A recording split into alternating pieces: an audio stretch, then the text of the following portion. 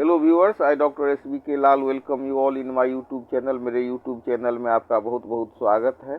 आज हम आपके लिए ये वीडियो लेकर के आए हैं मॉब लिंचिंग पर। ये देश के लिए बहुत भयावह स्थिति होती है, जिसके कारण रूल्स ऑफ लॉ इस्टेब्लिश करने में बहुत दिक्कत होती है, राष्ट्र की छवि बिगड़ती है।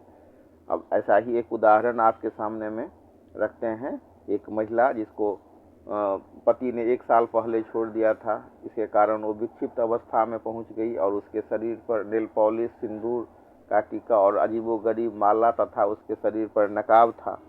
तो लोगों ने अफवाह फैला दिया कि बच्चा चोर लग रहा है। बस लोगों ने उसका हाथ पांव बांधा और उसकी गंभीर पिटाई कर दी। तो महिला के अजीब हुलिये को देखकर कुछ लोगों को शंका हुई और बिना सत्यापन के ही उन्होंने उसको बच्चा चोर समझ लिया और उसकी जमकर धुनाई कर दी। तो अगर हम एक विधि विशेषज्ञ की बात माने तो अफवाह फैलाना भी अपराध है और भीड़ कानून हाथ में नहीं ले सकती। IPC के तहत मॉब लिंचिंग को संगठित और गंभीर अपराधों की श्रेणी में रखा गया है। ऐसे मामले में गैरकानूनी जामबारा, गंभीर चोट पहुंचाना, अपहरण और हत्या के प्रयास जैसी धाराएं एक साथ लागू होती है। यदि पीड़ित की मौत हो जाती है तो मामला सीधे हत्या की श्रेणी में चला जाता है। कानून यह भी स्पष्ट करता है कि किसी घटना से पहले या दौरान अफवाह फैलाने वाले, उकसाने वाले या भीड़ को उकसाने वाले व्यक्ति भी उतने ही दोषी माने जाएंगे जितने सीधे मारपीट में शामिल लोग। सोशल मीडिया या मौखिक अफवाह, दोनों ही स्थितियों में सजा का प्रावधान है।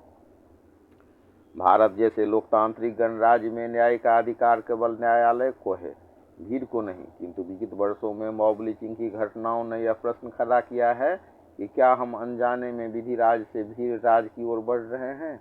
यह प्रवृत्ति न केवल कानून व्यवस्था पर प्रश्न चिन्ह लगाती है, बल्कि सामाजिक ताने बाने को भी कमजोर करती है। मॉब लिंचिंग की जड़ में अक्सर प्रतिरोध की भावना, अफवाह, धार्मिक या जातीय पूर्वाग्रह, सोशल मीडिया की अपुष्ट सूचनाएं होती हैं। जब भीड़ किसी व्यक्ति को संदेह के आधार पर दंडित करती है तो वह न्याय नहीं बल्कि अराजकता को जन्म देती है।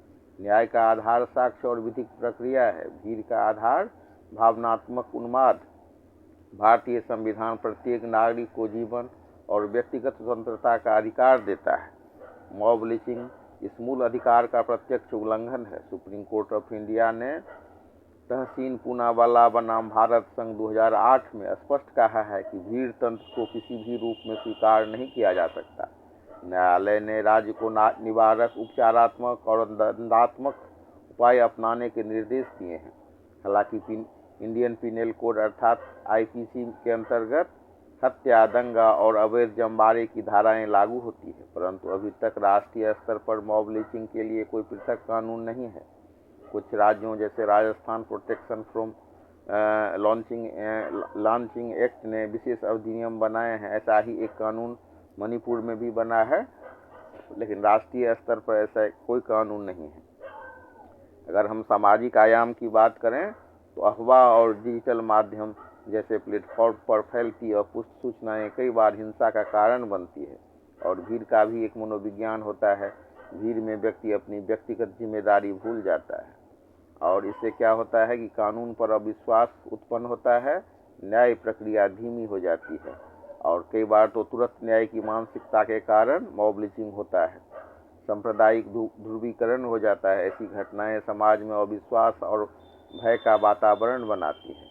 तो इसमें केंद्र स्तर पर स्पष्ट और कठोर कानून होना चाहिए, पुलिस एवं न्यायिक सुधार होना चाहिए, साथ ही डिजिटल साक्षरता और अफवाह रोधी तंत्र, सामुदायिक संवाद और सामाजिक समरसता कार्यक्रम इसमें बहुत आगे इसको रोकने में बहुत कारगर हो सकती है। मॉब लिंचिंग किसी व्यक्ति पर हमला नहीं बल्कि संविधान और लोकतांत्रिक मूल्यों पर हमला है। यदि राज्य की शक्ति न्याय की रक्षा नहीं कर पाती तो अराजकता पनपती है। इसलिए आवश्यक है कि सरकार, न्यायपालिका और समाज मिलकर यह सुनिश्चित करे कि न्यायालयों का स्थान भीड़ कभी न ले सके। अगर हम मॉब लिंचिंग के बारे में एक लाइन में बात करें तो हम कह सकते हैं कि मॉब लिंचिंग वह स्थिति है जब किसी व्यक्ति को भीड़ द्वारा कानून को अपने हाथ में लेकर हिंसक तरीके से दंडित किया जाता है। यह किसी अफवाह, धार्मिक, जातीय तनाव, चोरी के संदेह या सोशल मीडिया पर फैली गलत सूचना के कारण भी हो सकता है। यह केवल एक आपराधिक कृत्य नहीं बल्कि विधि राज्य के लिए गंभीर चुनौती है।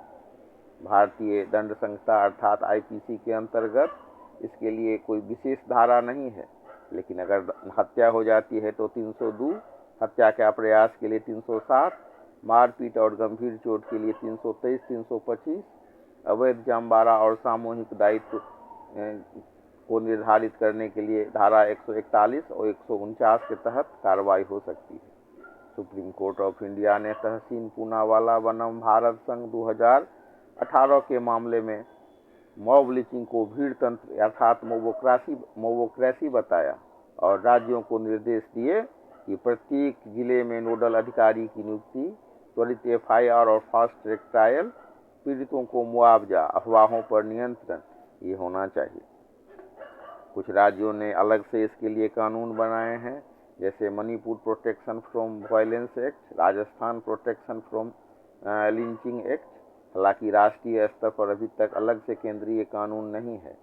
अगर हम सामाजिक पहलू की बात करें तो भीड़ में व्यक्ति की व्यक्तिगत जिम्मेदारी कम हो जाती है। अफवाहें और भावनात्मक उन्माद तर्क को दबा देते हैं। व्हाट्सएप, फेसबुक जैसे माध्यमों पर फैलती अपुष्ट सूचनाएं कई बार हिंसा का कारण बनती हैं।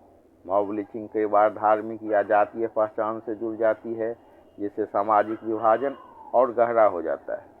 जब जनता को न्याय प्रक्रिया धीमी लगती है तो कुछ लोग तुरंत न्याय की मानसिकता अपना लेते हैं।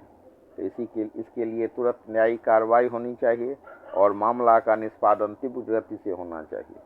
अब इसका प्रभाव, मॉब लिंचिंग का प्रभाव ये होता है कि रूल्स ऑफ लॉ को इस्टेब्लिश करने में दिक्कत होती है, या समझ लीजिए कि रूल्स ऑफ लॉ इस्टेब्लिश ही नहीं हो पाएगा जब लोग अपने हाथ में कानून ले लेंगे। अल्पसंख्यकों, कमजोर वर्गों में भय, अंतर्राष्ट्रीय स्तर पर देश की छवि पर नकारात्मक असर इसके कारण पड़ता है। साथ ही सामाजिक सौहार्द का भी क्षरण होता है। तो कठोर और स्पष्ट केंद्रीय कानून होना चाहिए, त्वरित न्याय व्यवस्था होनी चाहिए, पुलिस सुधार और जवाबदेही तय किया जाना चाहिए। साथ ही डिजिटल साक्षरता अभियान, सामुदायिक संवाद और शांति समितियां, इन उपायों को अपना करके कुछ समाधान की तरफ हम बढ़ सकते हैं। मॉब लिंचिंग केवल कानून का उल्लंघन नहीं बल्कि सभ्यता और लोकतंत्र के मूल सिद्धांतों पर आघात है।